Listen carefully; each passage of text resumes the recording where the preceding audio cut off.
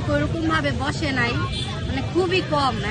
আপনি কি কোথাও কেক বসতে দেখেছেন?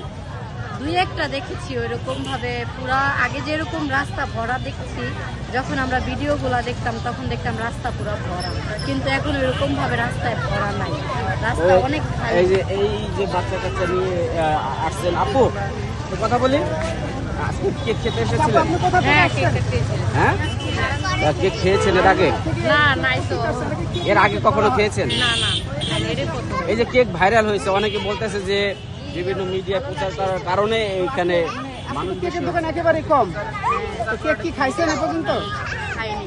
তো কেক যেহেতু কম, রাস্তাঘাটও ফাঁকা, কেমন লাগতেছে আপনার একটু বলেন না। একদিক দিয়ে ভালো লাগতেছে, আরেক দিক দিয়ে খারাপ লাগতেছে। কেমন করে খারাপ লাগলো?